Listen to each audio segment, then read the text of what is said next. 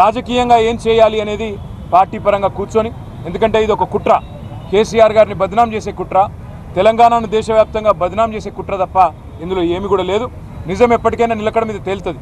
ఇవాళ నీళ్ళు ఇచ్చినందుకు కేసీఆర్ గారిని ఇవాళ దోషిగా నిలబెట్టే ప్రయత్నం, ఏదో ఒక చిన్న చిల్లర మల్లర ప్రయత్నం కాంగ్రెస్ పార్టీ చేస్తూ ఉంది. హరీష్ రావు గారు చాలా స్పష్టంగా చెప్పినారు, మొత్తం జరిగిన ఖర్చు 94,000 కోట్ల రూపాయలు అయితే కాళేశ్వరం మీద, అందులో మేడిగడ్డ బ్యారేజీకి 4,000 కోట్లు ఖర్చు అయితే బ్లాక్ 7 ఏదైతే ఉన్నదో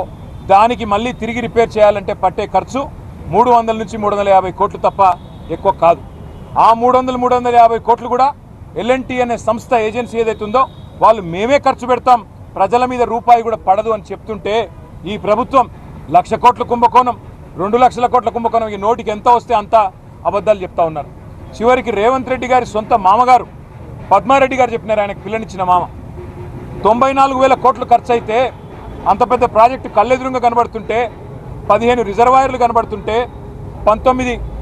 సబ్స్టేషన్లు కనబడుతుంటే, 21 పంప్ హౌజులు కనబడుతుంటే, 100 కిలోమీటర్ల గ్రావిటీ కెనాల్స్, 1000 కిలోమీటర్ల ప్రవాహ కాలువలు కనబడుతుంటే, పరవళ్ళు దుంకుతుంటే గోదావరి, 94,000 కోట్ల ఖర్చు అయితే 1,00,000 కోట్ల కుంభకోణం ఎట్లయితుందని చెప్పి స్వయాన పిల్లనిచ్చిన మామ చెప్తే కూడా రేవంత్ రెడ్డి గారు వారిని కూడా అవమానించే విధంగా ఇవాళ శాసనసభను రాష్ట్ర ప్రజల్ని తప్పుదోవ పట్టించే విధంగా వ్యవహారం చేస్తూ ఉన్నారు.